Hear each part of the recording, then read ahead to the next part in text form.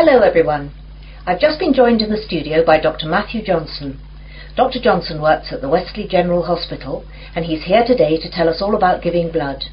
Good morning, Matthew. Good morning. So Matthew, why is it important for us to give blood? Donating blood is not important. It's actually vital that people do this. Without donated blood, thousands of people would die every year, and it's something that could affect everyone. We all expect blood to be there for us, but barely a fraction of those who can give do. Yet, sooner or later, virtually all of us will face a time of great vulnerability in which we will need blood. And that time is all too often unexpected. The need for blood is great. On any given day, an average of 38,000 units of red blood cells are needed. Blood transfusions are often needed for victims of things such as accidents and burns, heart surgery, organ transplants, and patients receiving treatment for leukemia, cancer or other diseases. In 2002, nearly 29 million units of blood components were transfused. And with an ageing population and advances in medical treatments and procedures requiring blood transfusions, the demand for blood continues to increase. We really need that much? Yes, and we need it now. Blood supplies nationwide have reached critically low levels, with less than 1 day's supply of several blood types. Thousands of accident victims, cancer patients, premature babies, and countless others who need blood to stay alive are hoping you'll care enough to help them. All blood types are needed. What are the different types? It's a bit more complicated than that. First we collect the whole blood from donors, and then it's sorted into the different types, which are basically O, A, B, or AB, though there are also divisions here. Then the blood is split into its constituent parts. We divide it into 4 basic parts. First there are the red blood cells, then the white blood cells, then things called platelets, and finally plasma. This is shipped off to hospitals where they use the blood parts that the patients need. What are the different parts used for? Well, as I said before, the whole blood is your blood in its natural state, and something we rarely use. It's much more useful to us to have it separated into its component parts. Red blood cells are what everyone associates with blood, i.e. it's red. It's widely used to replace lost blood during surgery or when people hemorrhage. Its main function is to carry oxygen to cells. White blood cells are the most important part of the body's immune system, and they're used for patients whose normal defense systems aren't working properly. Platelets are crucial for making your blood clot, and we need to give them to patients who suffer from illnesses that deplete their natural levels of platelets, or they will bleed to death. Finally, plasma is what carries the other parts of blood around, and needs to be administered with any of the other components. Take away the red blood cells, and this is actually yellow. So that's what blood is all about. Now, you're here in Wesley today to collect blood. Can you tell us where and when we can donate? Of course. We're set up here today, that's Wednesday, and for the next 2 days at Wesley General Hospital at the outpatients department. Come along between 9 a.m. and 4:30 p.m. and we'll be able to deal with you within 1 hour. And let me tell you a few things that will calm your fears about giving blood. Aside from a brief needle prick, it doesn't hurt to give blood. Your body will replace the blood you donate within days of your donation. And finally, you can't catch AIDS, hepatitis, or any other disease by giving blood. And of course, you get a cup of tea and a biscuit afterwards. And can anyone give blood? Almost everyone. Donors must be in generally good health, be at least 17 years of age, weigh no less than 110 pounds, have not received a tattoo within the past year, and not have donated whole blood within the past 56 days. We screen donors with a series of questions before we take the blood, so if you're unsure, come down and we'll let you know. Please come down and see us. Remember, if you can donate 1 pint of blood, this can save up to 3 lives. Well, thanks, Matthew. I, for one, will definitely be going down to Wesley General to donate.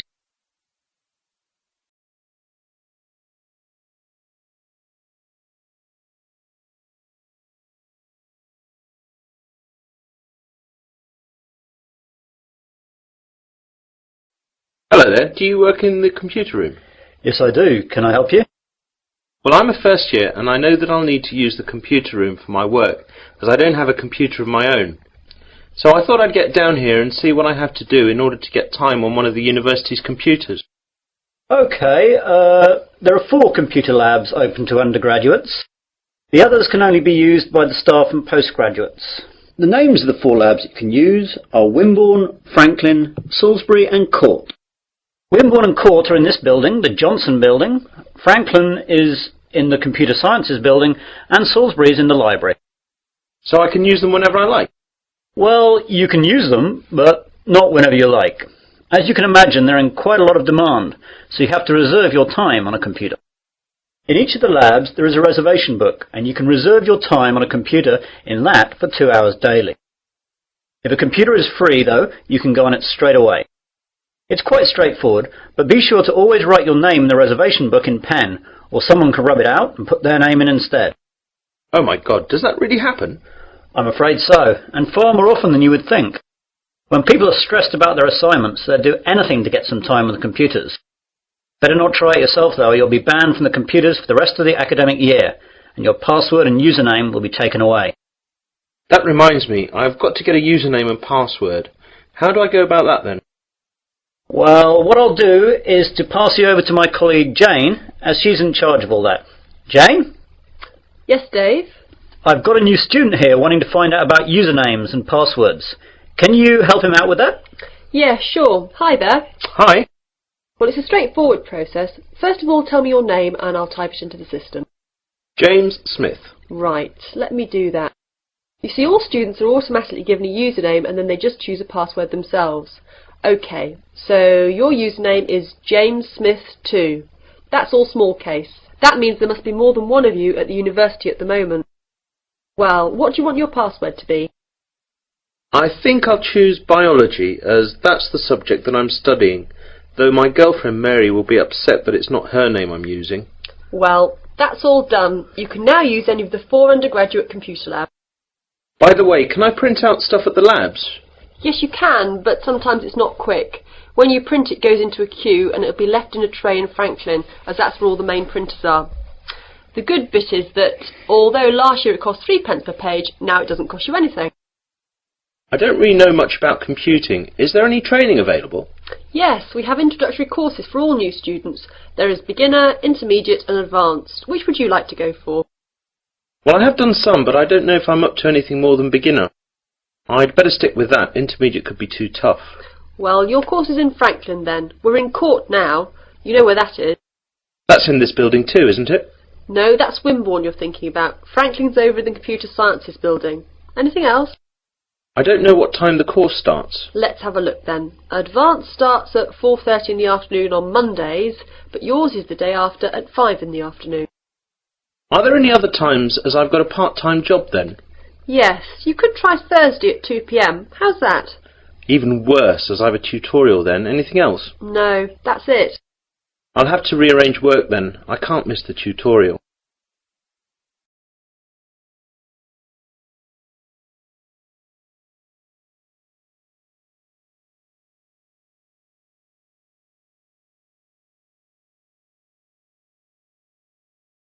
Good afternoon, everyone.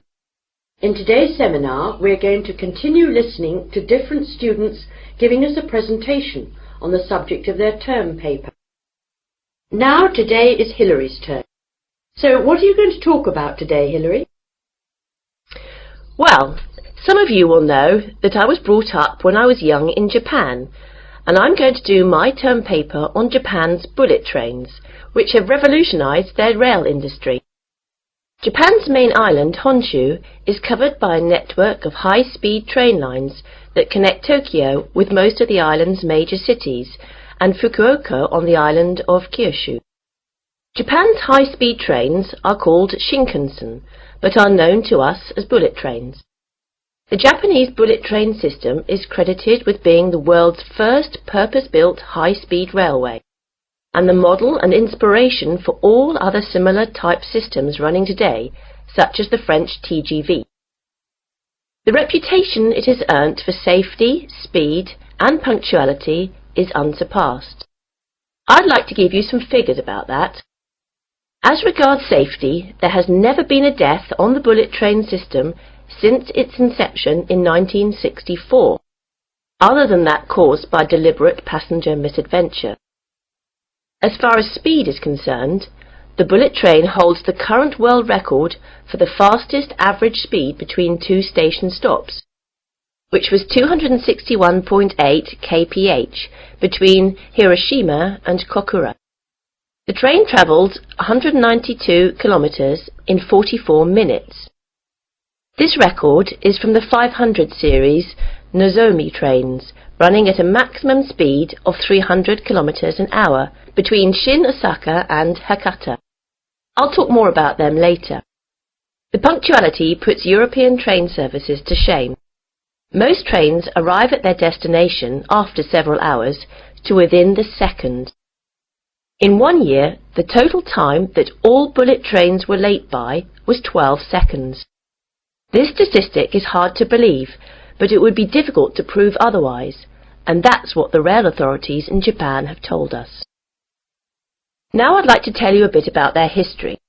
The first bullet train was introduced in 1964 by Central and West Japan Railways for the Tokyo to Osaka route. Most of these old trains have now been discontinued. There have been several bullet train models since then. The most recent ones have been the 300, 500 and 700 series, and it's the 500 series one that can travel at 300 kph. The bullet trains operating in Japan today are of the three following categories: Nozomi, Hikari and Kodama. The Nozomi trains stop only at the most important stations and reach Osaka from Tokyo in only about 2.5 hours, and it's the most modern of bullet trains that serve as Nozomi. Hikari trains stop a little bit more frequently than Nozomi trains and need roughly 3 hours to reach Osaka from Tokyo. Kodama trains stop at all stations, and they are the local trains among bullet trains. Older models of bullet trains serve as Kodama. I'd like now to talk a little bit about the technology involved in bullet trains. The Shinkansen bullet trains consist of electrically powered cars. That means basically all individual cars are equipped with electric motor driving systems. This is in contrast to locomotive trains, in which the locomotive pulls the passenger coaches. The realization of the high-speed Shinkansen with the electric train system had a great significance. The French train à grande vitesse, or TGV, runs on a centralized power system, in which the heavyweight, high-output locomotives at both ends pull the passenger coaches. It's a system suitable to European railways, which run basically on straight tracks in wide plains with solid foundations. However, it is unsuitable in Japan, where the ground is flimsy and the tracks full of curves and undulations, and intercity distances are short, making it necessary for the trains to accelerate and decelerate frequently. One of the advantages of the electric car system is that the motor functions as a brake to reduce the speed of the train. When the power feed to the electric car motors is stopped, the wheels continue revolving, keeping the motors rotating, resulting in electricity generation by magnetic induction. As the force acts in the direction opposite to the axle's motion, it functions as a brake to the train. All the motors equipped on each coach can be utilized effectively to reduce the speed, making the electric train system advantageous on Japanese railways, which involve frequent deceleration and acceleration. In addition, by virtue of the remarkable progress achieved recently in semiconductor technologies, the electric train system has undergone tremendous improvements in power, operability and safety administration, so the system is becoming increasingly advantageous.